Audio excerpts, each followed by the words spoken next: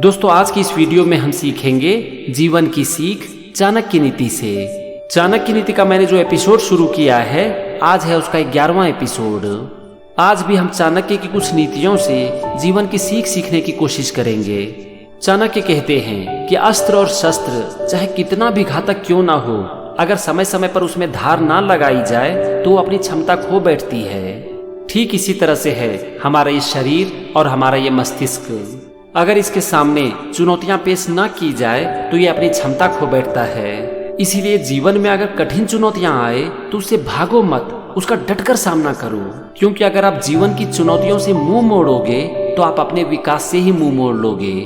दोस्तों चुनौतियां जीवन का एक हिस्सा है और आप कुछ भी कर लो, आप चुनौतियों से बच नहीं सकते। अगर आप चाहते हो कि जीवन में आप आगे बढ़ो तो आपके पास सिर्फ एक विकल्प है, उस चुनौतियों का सामना करना। क्योंकि अगर आप चुनौतियों का सामना नहीं करोगे, उससे लड़ोगे नहीं, तो ये चुनौतियां आपको तोड़ कर रख देगी। लेकिन अगर आप चुनौतियों का डटकर सामना करोगे, उससे लड़ोगे, उसे हराओगे, तो दिन प्रतिदिन आपकी प्रतिभा निखरती चली जाएगी और यही चीज आपको जीवन में आगे बढ़ाएगी। इसीलिए खुद के ऊपर काम करो, अपने लिमिट को पुश करो। आप जितना अपने लिमिट को पुश करोगे, अपने कंफर्ट जोन से बाहर निकलोगे, आपका विकास उतना ही ज्यादा होगा। इसीलिए खुद के ऊपर काम करो, खुद को चुनौतियों के सामने खड़ा करो।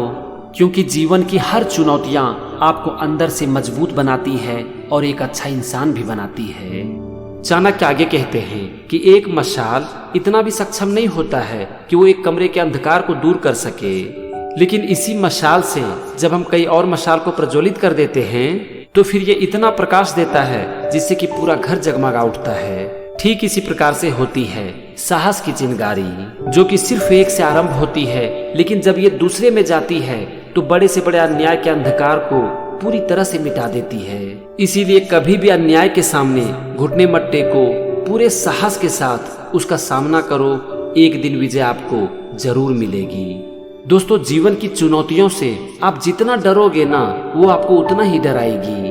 आपका ये डर आपको अंदर से धीरे धीरे कमजोर कर देगी और एक दिन आपको मिट्टी में मिलाकर रख देगी। और इस डर का एक ही तोड़ है आपकी हिम्मत और आपका साहस। आप साहस के साथ, हिम्मत के साथ जितना चुनौतियों से लड़ोगे, आप अंदर से उतना ही मजबूत होते चले जाओगे। फिर धीरे धीरे आपकी क्षमता बढ़ेगी और जिंदगी की कोई भी चुनौतियां कभी भी आपके सामने टिक नहीं पाएगी। जब आप जीवन में कभी भी एक बार साहस कर लेते हो तो आपकी साहस ऑटोमेटिक बढ़ती चली जाती है और फिर आप एक दिन अजय हो जाते हो। चाणक्य अपनी अगली नीति में कहते हैं कि विजय और पराजय किसी भी खेल का अभिन्न अंग होता है। जब कोई किसी खेल में भाग लेता है तो किसी की विजय होती है तो किसी की पराजय। लेकिन खेल में आपको चाहे विजय मिले या फिर पराजय, आपको हमेशा अपने प्रतिद्वंदी का सम्मान करना चाहिए। खेल के मैदान का यही नियम युद्ध भूमि में भी लागू होती है। अपने प्रतिद्वंदी को आपके द्वारा दिया गया सम्मान आपका चरित्र दिखाता है। खेल का मैदान हो या फिर युद्ध भूमि, सच्चा विजेता वही है जो कि विजय और पराजय दोनों को स्वीकार कर सके। दोस्तों जीवन में कोई भी इंसान हमेशा नहीं जीत सकता। कोई भी ऐसा इंसान नहीं है जिसके जीवन में हर समय सुख या फिर हर समय दुखी होता है। सुख और दुख का आना और जाना हमारे जीवन में लगा रहता है। खेल खेलना आपके हाथ में है, लेकिन खेल का परिणाम कभी भी आपके हाथ में नहीं है। आप खुद को कितना काबिल बनाते हो ये आपके हाथ में है, लेकिन बावजूद इसके आप खेल में हर समय नहीं जीत सकते। खूब मेहनत करने के बावजूद भी बहुत बार आपको हार का मुंह देखना पड़ सकता है, क्योंकि जीत या फिर हार आपके हाथ में नहीं होती है। आपके हाथ में होती है खुद को अच्छा खिलाड़ी बनाना और खेलना। इसीलिए जब तक जीवन है अपने आप को एक अच्छा खिलाड़ी बनाते रहो और जीवन के इस खेल को खेलते रहो, और उसके बाद आपको जो भी परिणाम मिलता है उसको स्वीकार करो। और हाँ, आपको चाहे हार मिले या फिर जीत, अपने प्रतिद्वंदी को हमेशा सम्मान दो, क्योंकि यही चीज आपके चरित्र को दर्शाती है। चाणक्य आगे कहते हैं कि जंगल का राजा सिंह जब भ्रमण के लिए बाहर निकलता है तो या तो अकेला होता है या फिर दूसरे सिंह के साथ होता है। वो कभी भी दूसरे पशुओं के साथ विचरण नहीं करता। ऐसा इसीलिए क्योंकि कोई भी बनता या फिर बिगड़ता है संगति से। संगति किसी के व्यक्तित्व के निर्माण के लिए बहुत ही महत्वपूर्ण है। अगर आप भी ऐसे लोगों की संगति में रहेंगे जिनका कि आचरण और विचार अच्छा हो, तो आप एक दिन सफलता के शिखर पर पहुंच जाएंगे। लेकिन अगर आप संकीर्ण मानसिकता वाले लोगों के साथ रहेंगे तो आपका जीवन में पतन निश्चित है। आपकी संगति ही आपके भविष्य को तय करती है। दोस्तों, हमारा पूरा जीवन है संगति का परिणाम।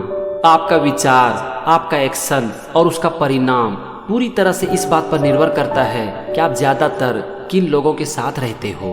आप जिन लोगों के साथ रहते हो, जाने अनजाने में आपका विचार भी वैसा ही हो जाता है और फिर आप एक दिन वैसा ही बन जाते हो। दोस्तों, आप एक बार अपनी जिंदगी को पीछे मुड़कर देखो। क्या आपको नहीं लगता है कि आप जिस तरह के इंसान बन चुके हो उसमें बहुत बड़ा रोल है आपकी संगति का? जरा आप देखो कि आज आप जो भी कर रहे हो, क्या वो प्रेरणा आपको किसी और इंसान से नहीं मिली है? जब आप अपने जीवन को इस तरह से देखने का प्रयास करोगे ना, तो आपको समझ में आ जाएगा कि आज आप जो कुछ भी हो उसमें बहुत बड़ा रोल है आपकी संगति का। इसीलिए बहुत सोच समझकर संगति करो, क्योंकि यही संगति आपके जीवन को तय करती है। चाणक्य आगे कहते हैं कि जब हम एक पहिए को घुमाते हैं तो एक कड़ी दूसरे कड़ी का स्थान ले लेती है और इस तरह से एक पहिया निरंतर घूमता रहता है। ठीक इसी तरह से एक परंपरा का चक्र चलता है किसी भी साम्राज्य में। एक राजा के बाद उनका बेटा ही राजा बनता है और इसमें कोई बुराई नहीं है। लेकिन यहाँ पर एक शर्त होनी चाहिए कि राजा का बेटा भी अपने पिता की तरह एक योग्य शासक हो, नहीं तो उसका मूल्य प्रजा को चुकाना पड़ता है। इस कुचक्र के नीचे प्रजा कुचली जाती है और फिर इस कुचक्र को रोकने का सिर्फ एक मार्ग बच जाता है, एक योग्य शासक का चयन, जो वर्षों से चली आ रही अराजकता का अंत करे और अपनी प्रजा को एक अच्छा भविष्य दे और फिर से इस चक्र को सशक्त बनाकर एक तीव्र गति प्रदान कर सके। दोस्तों, चाहे हमारा घर हो या फिर हमारा राज्य, कोई भी हमेशा शासन नहीं कर सकता। समय के साथ हर इंसान को अपनी गद्दी छोड़नी ही पड़ती है। एक पिता पूरे जी जान से अपने बच्चे की देखभाल करते हैं, लेकिन जब बच्चा बड़ा हो जाता है तो फिर वो अपने पिता का स्थान ले लेता है और अपने पिता की देखभाल करने लगता है। ये तो संसार का नियम ही है।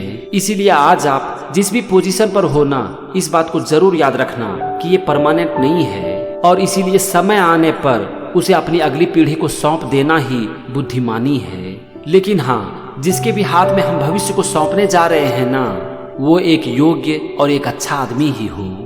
चाणक्य आगे कहते हैं कि अनंत काल से क्यों मछलियां जाल में आकर फंस जाती है? इसका कारण है जाल की सहजता और सरलता।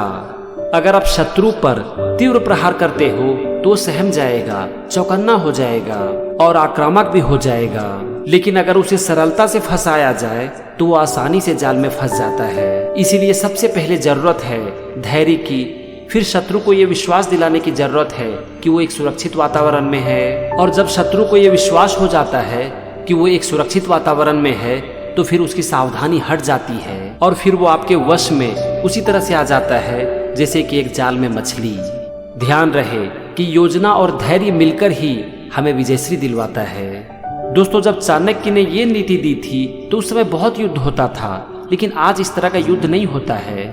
इसीलिए चाणक्य की इस नीति को ना आप जीवन में इस तरह से अप्लाई कर सकते हो कि अगर किसी को कुछ समझाना हो, सिखाना हो, चाहे वो बच्चे हो या फिर बड़े, तो उसके लिए हमें धैर्य की जरूरत होती है। अगर आप किसी को भी जबरदस्ती सिखाने या फिर समझाने की कोशिश करोगे ना, तो वो आपकी बात मानेगा ही नहीं, चाहे वो आपके बच्चे ही क्यों ना हो। अगर आपको भी किसी से काम लेना हो तो उसमें भी जरूरत होती है धैर्य की। जल्दीबाजी में हमेशा काम बिगड़ जाता है। इसीलिए आपको किसी से कुछ काम लेना हो या फिर कुछ सिखाना, तो उसमें सहजता और सरलता बहुत ही जरूरी है।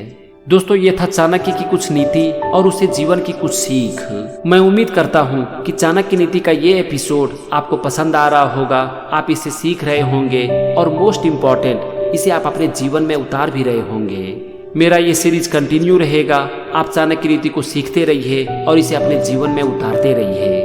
Thank you and wish you all the best.